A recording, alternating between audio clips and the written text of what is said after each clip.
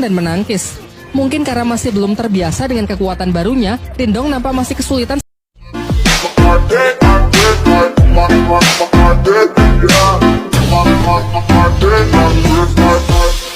Rahmat halu asik.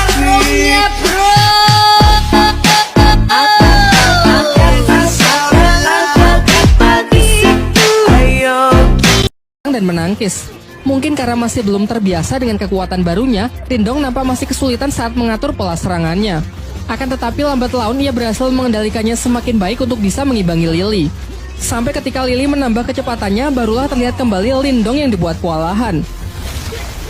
Dengan peningkatan kekuatan yang signifikan serta teknik rahasia petir dari klannya yang tergolong tingkat atas, Lily terus melakukan pressing membuat lawannya hanya bisa bertahan.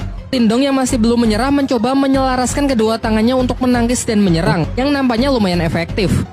Sedangkan Lily yang sudah terlampau kesal berniat mengakhiri pertarungan dengan sebuah teknik serangan super kuat yang mematikan. Bahkan ia sempat mendapatkan peringatan bahwa ini bukanlah pertarungan hidup dan mati. Merasa bahwa Lily tak akan menghentikan serangannya, Lindong pun segera merapalkan beberapa segel tangan untuk merilis teknik yang disebut gerbang ajaib demi mengatasi serangan yang mematikan tersebut. Dan benar saja, teknik yang digunakan Lindong telah ia upgrade ke level 2 sehingga tidak hanya mampu menghalau serangan dahsyat dari Lily, juga cukup kuat untuk menghempaskannya dan membuatnya tak sanggup untuk bangkit kembali. Dengan kekalahan putranya tersebut, dengan kesal dan terpaksa ketua klan Lei pun harus rela menepati janjinya untuk menyerahkan pabrik kayu miliknya. Keesokan harinya, diperlihatkan Lindong dan adiknya tengah bermain dengan si harimau api yang mereka beri nama Si Oyen. Barulah di siang harinya, mereka memeriksa tambang kayu yang telah mereka menangkan. Namun terlihat tempat itu benar-benar hancur berantakan. Dalam pencarian petunjuk siapakah yang melakukan hal ini, secara tak sengaja Si Oyen membawa Lindong ke sebuah gua yang di sana terdapat banyak lahar panas serta sebuah kerangka monster raksasa.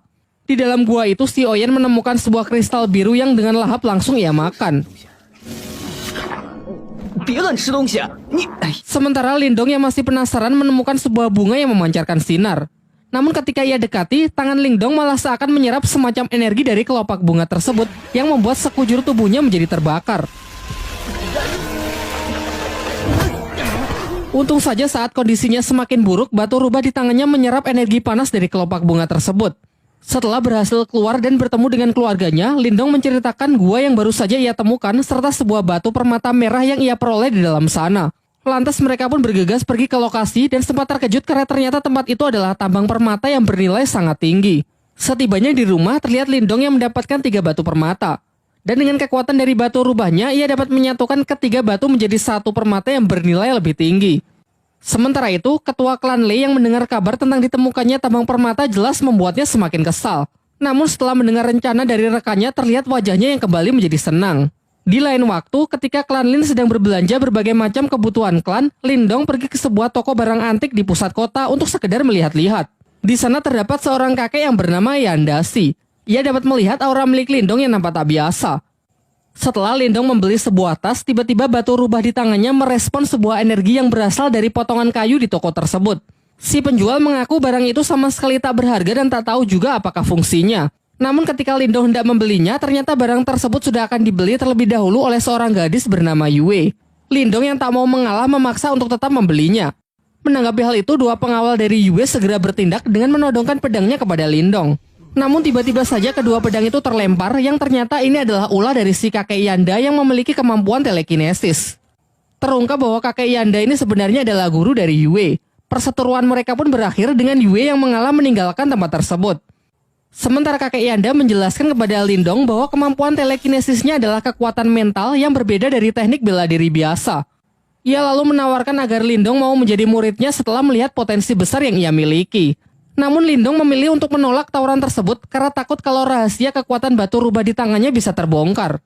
Kakek Yanda pun sama sekali tidak memaksa dan menghormati keputusan Lindong. Namun sebelum pergi, ia memberikan sebuah buku untuk bisa ia pelajari. Sementara itu, di area tambang datang sekelompok orang dari desa Naga Hitam yang ingin melakukan invasi. Mereka berniat merebut paksa pabrik kayu karena status kepemilikan dari tambang tersebut kini dianggap tidak jelas. Namun sebenarnya orang-orang ini adalah suruhan dari ketua klan Lei yang sengaja ia perintahkan untuk merebut tempatnya kembali. Beruntung Lindong kembali tepat waktu untuk mencoba melakukan perlawanan sehingga terjadilah pertarungan. Ketua Naga Hitam pun tanpa ragu langsung menyerang Lindong yang membuatnya terlempar menghantam gerbang masuk di sana. Dengan selubung aura sebagai pelindung, Lindong masih mampu bertahan dan bangkit kembali. Sementara Qing Tan juga membantu dengan melancarkan beberapa anak panah untuk menghentikan orang-orang tersebut masuk lebih jauh. Setelah melihat potensi Lindong, Ketua Naga Hitam segera memperkuat aura untuk membunuhnya karena khawatir jika dibiarkan kelak Lindong akan menjadi lawan yang menyusahkan. Sementara Lindong setidaknya masih mampu bertahan meskipun digempur dengan berbagai macam serangan yang mematikan. Selain itu terlihat juga ia mengupgrade gerbang ajaib ke level 3 yang mampu mengimbangi kekuatan dari lawannya tersebut.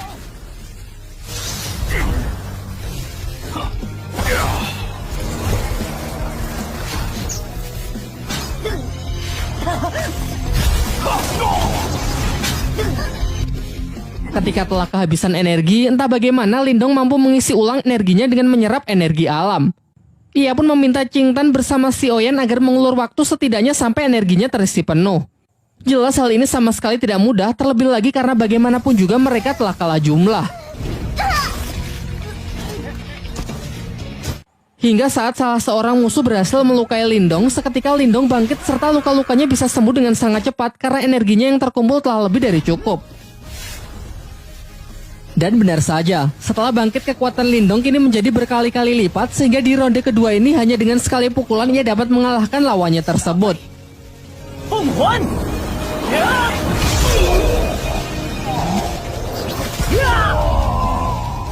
Ketua klan Lei yang mendapatkan kabar bahwa orang-orangnya berhasil dikalahkan sangat terkejut. Terlebih lagi yang mengalahkannya hanya Lindong yang cuma seorang diri.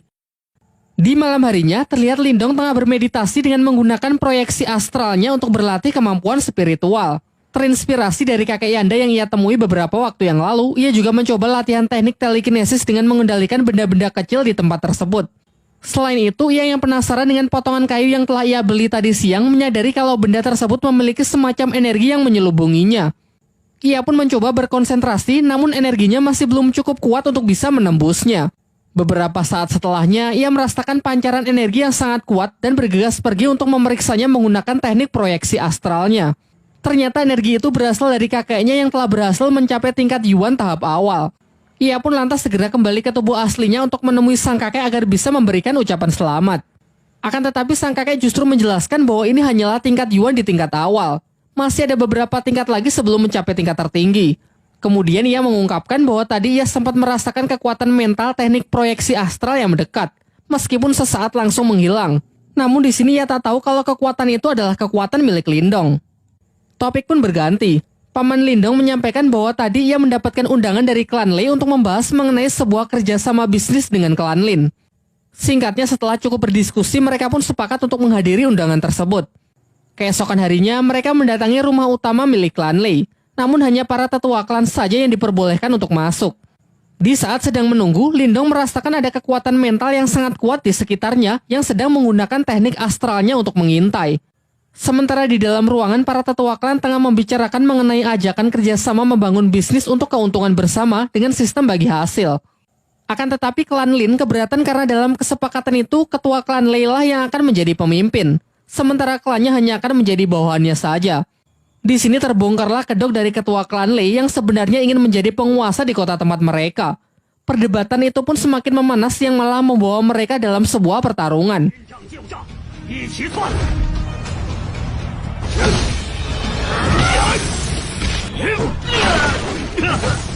Di tengah pertarungan mereka, datanglah Wu Yin, pemimpin dari sekte Serigala Darah yang memihak kepada ketua klan Lei karena sudah dijanjikan akan diberikan keuntungan 60% dari bisnis yang hendak dijalankan.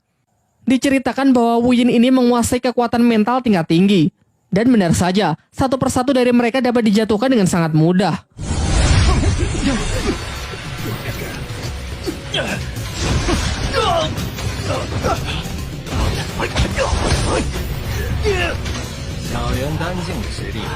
Lindong pun tak tinggal diam. Ia berusaha melindungi anggota klannya dengan melawan Gu Yin sendirian. Semuanya pun dibuat sangat terkejut karena Lindong ternyata juga menguasai teknik mental yang sudah berada di tingkat lumayan tinggi. Mereka lantas bertarung dengan sangat sengit. Terlihat Lindong meskipun masih pemula, ia mampu mengimbangi kecepatan dari Gu Yin.